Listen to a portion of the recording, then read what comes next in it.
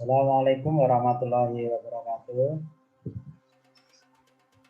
Selamat pagi anak-anak. Bagaimana kabarnya hari ini? Alhamdulillah ya. Semua sehat ya. Pertama, marilah puji syukur kita panjatkan kepada Allah Subhanahu wa taala atas segala nikmat dan rahmatnya yang diberikan kepada kita semua, sehingga sampai hari ini kita masih diberi kesempatan, diberi kekuatan, diberi kesehatan dan lain-lain, sehingga dapat menjalankan aktivitas kita sehari-hari, khususnya aktivitas belajar mengajar dengan tiada halangan suatu. Nah, untuk itu marilah rasa syukur ini bersama-sama kita ikrarkan dengan bacaan alhamdulillah. Alhamdulillahirabbil alamin. Anak-anak kelas 5 yang saya sayangi dan saya banggakan, sebelum pembelajaran kita mulai, marilah kita berdoa terlebih dahulu. Semoga kita diberi kelancaran, diberi kemudahan dalam menuntut ini, dan diberi pemahaman terhadap ilmu yang akan kita pelajari. Nah, setelah itu marilah kita berdoa. Berdoa mulai.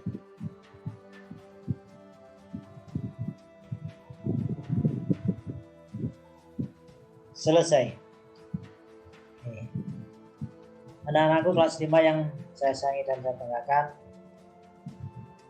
alhamdulillah untuk hari ini, pagi ini kita akan belajar IPS, melanjutkan materi minggu yang lalu. Pada materi yang minggu lalu adalah kedatangan bangsa-bangsa lain ke Indonesia. Kali ini kita akan membahas tentang perlawanan terhadap penjajah.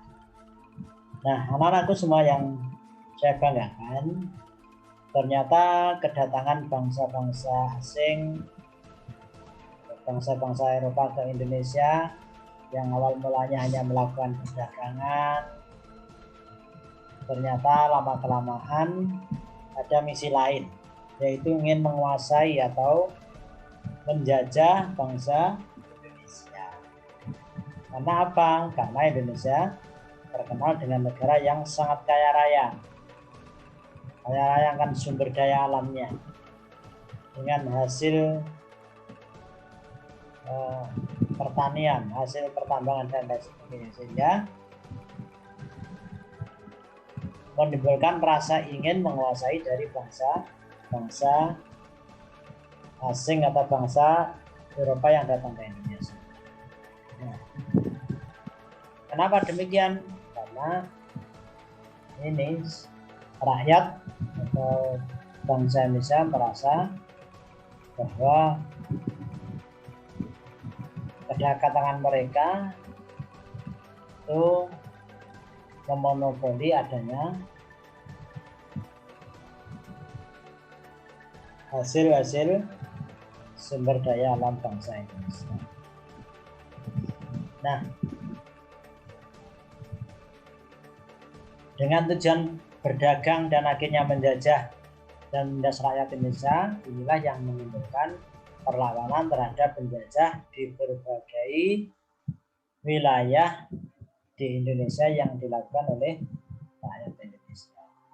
Nah, dari latar belakang yang ada di layar ini merupakan pahlawan-pahlawan nasional. Di mana saja perlawanan terhadap penjajah itu terjadi, ini akan kita kelompokkan menjadi dua. Nanti adalah yang untuk kesempatan kali ini adalah tokoh-tokoh daerah yang melawan penjajah. Ini merupakan ciri perjuangan sebelum tahun 1900-an. Ini perlawanan terhadap penjajah ini dilakukan secara bersifat kedaerahan masing-masing, jadi belum bersifat nasional. Nah, yang pertama yaitu perlawanan terhadap Portugis yang awal mulanya hanya berdagang, ternyata berkeinginan untuk menguasai perdagangan dan menguasai wilayah Indonesia, sehingga terjadi perlawanan rakyat terhadap Portugis. Nah, anak-anakku kelas 5 yang saya banggakan, perlawanan terhadap Portugis yang pertama itu terjadi di Malaka. Di Malaka. Malaka ini adalah di sisi utara Pulau Sumatera, atau tepatnya di sebelah utara Provinsi Aceh Mangurusalam. Nah, perlawanan Portugis di Malaka ini dipimpin oleh 3 orang ini yang merupakan penguasa atau raja yang ada di Malaka. Yang pertama dilakukan oleh Sultan Ali Muhayyad Shah. Ini terjadi pada tahun 1514 sampai 1528. Kemudian yang kedua dilakukan oleh Sultan Alauddin Riayat Shah. Ini terjadi pada tahun 1537 sampai 1568.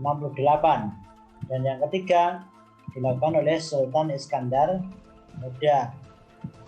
Ini terjadi pada tahun 1607 sampai 1636. Nah, kenapa ini terjadi di Aceh, di Malaka? Karena di sana itu merupakan jalur lalu lintas perdagangan internasional. Sehingga apa? Sehingga tempatnya sangat strategis. Nah, kemudian anak-anak, perlawanan yang kedua itu adalah perlawanan terhadap Portugis di Maluku.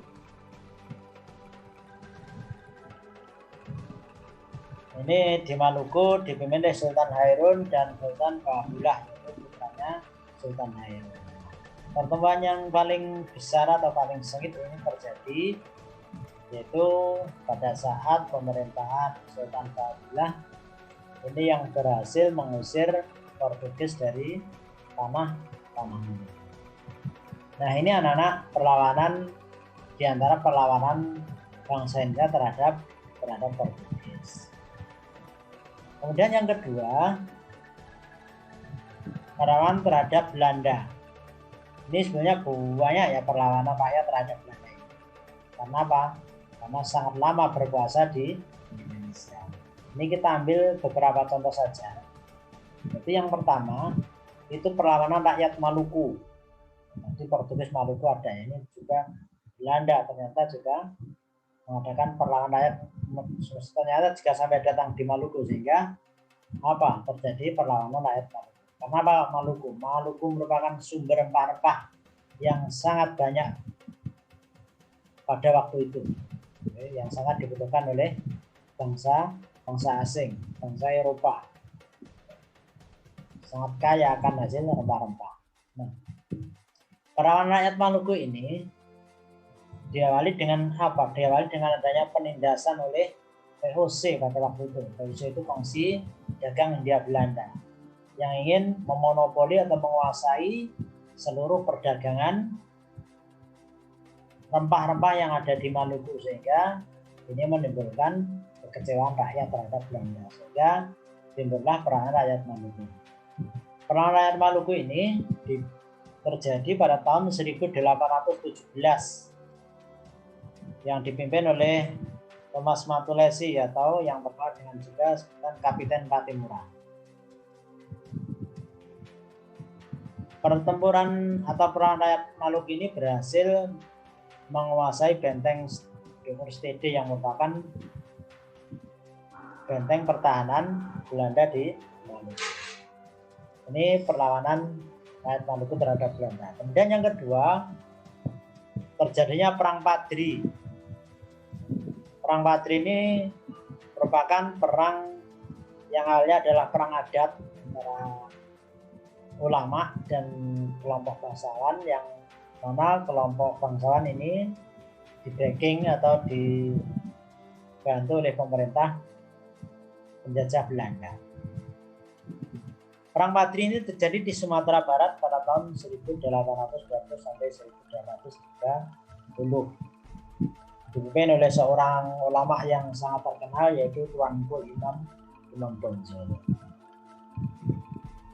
Jadi itu latar belakangnya adalah yang pertama terjadinya adu domba antara kaum ulama dan kelompok bangsawan, sehingga menimbulkan terjadinya peperangan. Kemudian Peperangan yang ketiga yang terbesar yang kita sampaikan di sini adalah Perang Diponegoro. Perang Diponegoro ini terjadi di Jawa Tengah. Mengapa Perang Diponegoro ini terjadi? Karena secara sepihak Belanda membangun jalan yang melewati makam para leluhur kerajaan atau Kesultanan Mataram. Siapa? Menimbulkan kemarahan keluarga bangsawan. Dalam hal ini terjadilah Perang Diponegoro yang dipimpin oleh Pangeran Diponegoro. Pangeran Diponegoro ini adalah salah satu pewaris Kesultanan Mataram. Sekarang itu Yogyakarta ya. Nah, dalam Perang Diponegoro ini Pangeran Diponegoro menerapkan strategi yaitu perang gerilya, yaitu menyerang kemudian menghilang. Nah, ternyata ini berhasil mengimbangi kekuatan Belanda. Namun karena kelicikan Belanda, akhirnya Pangeran Diponegoro dengan siasat diajak berunding ternyata ditangkap kemudian dibuang dan diasingkan di Makassar, yaitu di Sulawesi Selatan sampai meninggal di sana. Nah, ini anak-anak itu contoh perlawanan terhadap Belanda. Ini masih banyak perlawanan-perlawanan terhadap Belanda ya. Contohnya ada perlawanan Sultan Hasanuddin di Makassar. Ini kegigihan beliau sehingga beliau mendapatkan gelar atau sebutan ayam jantan dari timur. Kemudian perang rakyat Banjar dipimpin oleh Pangeran Antasari. Kemudian perang Aceh ini dipimpin oleh Pak Komar dan Cuknyadin. Masih banyak lagi perang-perang yang terjadi di Indonesia yang bersifatnya ke daerah. Kemudian di Bali ada yang namanya yaitu perang Puputan ya, yang dipimpin oleh Gusti Ketut Jelantik. Ini anak-anak perlawanan rakyat Indonesia terhadap penjajah Belanda. Oke. Sampai di sini bisa dipahami ya. Itu dapat sampaikan, terima kasih. Saya kira cukup itu materinya hari ini. Nanti kita lanjutkan minggu depan dengan materi berikutnya. Semoga ilmu yang kita pelajari hari ini bermanfaat bagi kita semua, bagi pemahaman dan pengetahuan kita semua, sehingga kita tahu sejarah bangsa Indonesia. Itu Ustaz ucapkan terima kasih. Mari pertemuan hari ini kita tutup bersama dengan bacaan Alhamdulillahirabbil alamin. Assalamualaikum warahmatullahi wabarakatuh.